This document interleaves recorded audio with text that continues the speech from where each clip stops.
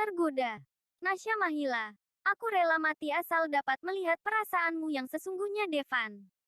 Kau masih Devanku. Kau adalah Devanku yang dulu. Dan itu tidak akan merubah apapun. Nasya mulai memejamkan matanya perlahan hingga kesadaran gadis itu perlahan hilang. Alika, kenapa rasanya sesakit ini?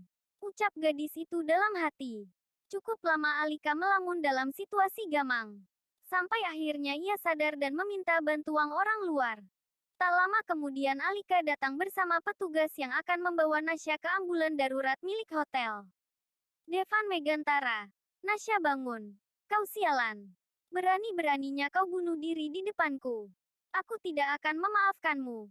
Bodoh. Alika mendengar Devan memaki Nasya. Namun intonasi bicaranya terdengar seperti orang yang cinta sekali. Wajah pria itu terkesan kalut dan cemas. Matanya memerah. Dan tampak sekali cinta yang besar di antara mereka makin mengalir di sana. Permisi Pak. Saya harus segera membawa nona ini ke rumah sakit. Ucap salah seorang petugas sambil menggelar tandu. Devan Megantara. Kemana saja kalian? Kupastikan kalian dipecat jika Nasya sampai kenapa-napa. Maaf Pak. Tapi kami baru saja dihubungi oleh nona yang tadi. Kata salah seorang petugas kepada Devan. Pria itu akhirnya diam. Lantas beralih kepada Alika yang sejak tadi berdiri mematung di samping pintu. Tentunya gadis itu sedang berusaha baik-baik saja karena situasi saat ini tidak memungkinkan untuk memperlihatkan kecemburuan. Devan Megantara, cepat bawa dia ke rumah sakit terdekat. Aku akan menyusul dia menggunakan mobil. Baik Pak, ucap petugas tersebut seraya berjalan cepat. Mereka melewati Alika. Gadis itu hanya tertunduk saat melihat keadaan Nasya sudah sangat memprihatinkan. Memejamkan mata dengan darah memenuhi sebagian tubuh. Devan Megantara. Oh, Devan memanggil Alika sebelum menyusul Nasya menggunakan mobil. Setelah mengantar Nasya aku akan segera pulang. Kau jangan pergi. Petugas akan menyiapkan kamar yang baru untuk kita. Alika hanya mengangguk. Melihat Devan berjalan ke kamar mandi. Devan Megantara. Jaga dirimu baik-baik di sini. Oh, aku akan secepatnya kembali. Aku mencintaimu. Alika. Pria itu segera berlari menyusul petugas tadi setelah menyempatkan diri berganti baju secara asal. Ucapan cinta yang Devan katakan terdengar berbeda setelah Nasya hadir membuktikan semuanya. Mungkin di mata gadis itu kata cinta yang Devan ucapkan sekarang terdengar seperti omong kosong. Karena nyatanya Devan lebih memihak pada Nasya dibandingkan dirinya. Alika hanya bisa tersenyum kecut seraya memandang sisa-sisa bayangan Devan yang perlahan menghilang di balik belokan menuju lift. Selamat pagi Nona. Kami sudah menyiapkan kamar baru untuk Anda. Alika sedikit tersentak mendengar sapaan seorang petugas wanita yang datang entah dari arah mana. Alika, baik. Silakan ambil barang-barang penting Nona. Sisanya kami yang akan memindahkan ke kamar baru, kata pelayan itu. Alika berjalan menuju nakas untuk mengambil ponselnya. Ia melihat ponsel Devan tergeletak di atas nakas. Benar-benar bodoh.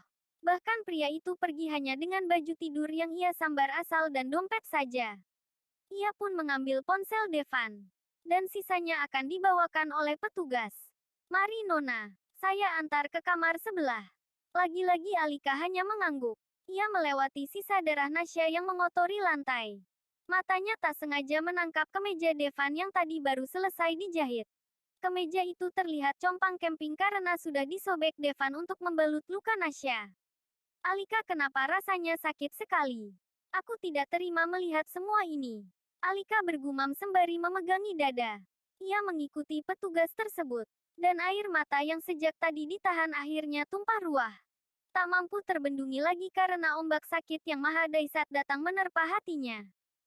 Hari sudah gelap. Dan Alika benar-benar menghabiskan waktu sepanjang hari di atas kasur. Tentunya ia terus menangis tiada henti. Meratapi nasibnya yang malang sekali di saat cinta baru memasuki ujung musim semi. Alika, kau bohong Devan. Mana janjimu yang katanya akan datang kembali? Ini sudah hampir malam tapi kau tak kunjung kembali juga. Ia melihat ke arah jendela, di mana langit sudah menggelap. Lampu-lampu kota pun sudah dinyalakan untuk menyerang gulitanya malam hari. Tidak, aku tidak boleh berada di sini menunggu tanpa kepastian. Bagaimana kalau Devan tidak datang? Untuk apa aku menjadi orang bodoh sendirian? Alika segera mengemasi barang-barangnya. Entah malam ini mau tidur di mana. Yang penting Alika harus pergi dulu dari tempat ini. Ia tidak mau berada di kamar ini. Berada di kamar bernuansa pengantin hanya seorang diri rasanya sungguh menyakitkan. Demi Tuhan hatinya tak sekuat itu. Setelah semua barang-barang rapi, Alika keluar dari kamar tersebut. Ia menaruh ponsel Devan di tempat yang mudah ditemukan agar pria itu bisa langsung melihat ponselnya ketika datang nanti. Nona mau kemana? Seorang petugas wanita datang menegur Alika di depan lift saat ia hendak turun. Tuan Devan sudah berpesan pada kami bahwa Anda harus menunggu sampai kembali. Alika, saya ada perlu. Bilang saja saya malas menunggunya tanpa kepastian. Alika berkata ketus dan galak. Pria itu pergi seharian, meninggalkan istrinya di ruang pengantin. Andai petugas wanita menjadi Alika, ia pun akan ikut marah juga. Aku harus segera pergi, Nasya. Ini sudah malam. Dia pasti sangat mengkhawatirkanku. Kondisimu juga sudah lebih baik, kan? Nasya Mahila, kenapa di pikiranmu hanya ada Alika saja sih? Kau tega meninggalkanku sendiri dalam keadaan seperti ini. Nasya meradang. Devan Megantara, aku akan menghubungi kakakmu. Biar dia yang kesini dan menjagamu. Cari mati. Apa kau ingin dia memarahiku di saat keadaanku seperti ini? Aku kan sudah bilang. Aku kesini kabur. Tidak ada satupun orang yang tahu kecuali kalian berdua. Devan Megantara, itu terserahmu. Nasya, siapa yang menyuruhmu kabur? Lagi pula aku sudah bahagia dengan hidupku yang sekarang.